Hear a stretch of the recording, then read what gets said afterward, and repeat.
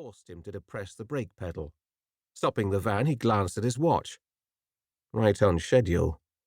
He'd make Durham Prison by 4.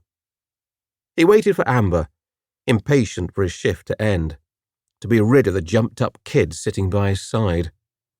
Story had riled him once too often this week. What was so special about scratching around in the dirt, anyhow? At least his was a proper job.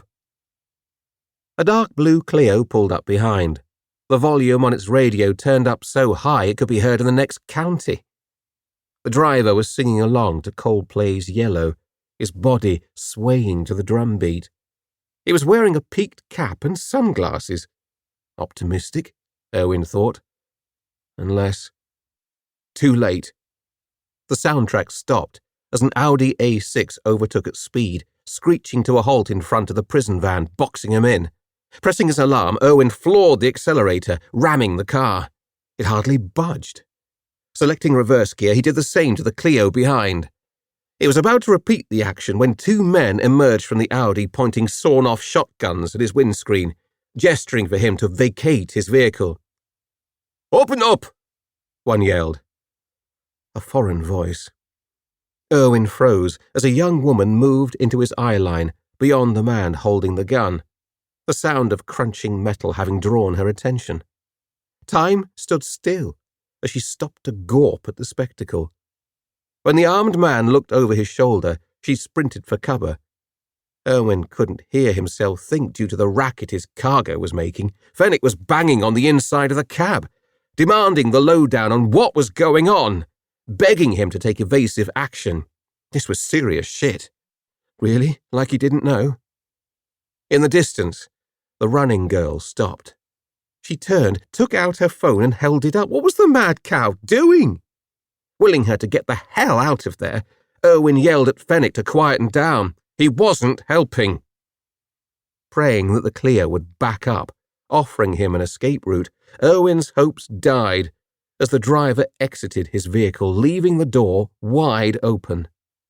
Keeping his head beneath the window line, he crawled to the rear of his car on his hands and knees and legged it across the road into woods that ran along the west side of the carriageway. Erwin didn't blame him. Given the choice, he'd have done the same. Realizing they were trapped, Story began to weep. Erwin urged him to get a grip. They were going to be fine. He'd get them out of there somehow.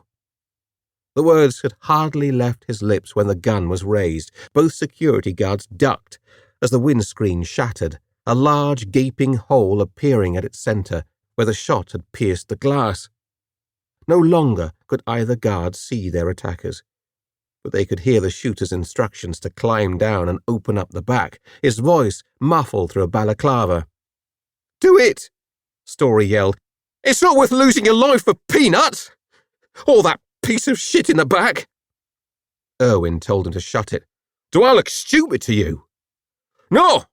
Fenwick bawled. "They'll kill us all!" "Oh, that's helpful, pal," Erwin yelled back. "Got any bright ideas? Because if you do, now's the time to spit them out!" The special branch officer's opinion was valid, and probably correct. But then, he wasn't the one with a gun pointing at his head. His reply was lost in the general mayhem as the passenger door was yanked open.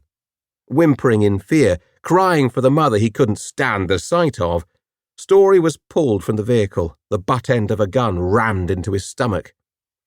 He dropped to the ground like a stone. With a gun now in his back, he was told to lie face down. Seconds later, Erwin joined him, thrown with such force 2 of his fingers snapped as he hit the deck. Out the corner of his eye, he saw keys dangling from the Clio's ignition. For a split second, no more, he wondered if he could make the car without getting shot in the back. He decided against. He couldn't leave Story to the mercy of these 2. Besides, this was no time to play the hero. Sucking in a breath, Erwin tried to lower his heart rate. His chest felt like it might explode. If he were a gambler, which he wasn't, he'd have taken bets that the men in the masks weren't going to kill him. Why bother dragging him out of the van otherwise? Why not shoot him dead in his seat? Still, he decided not to test his theory.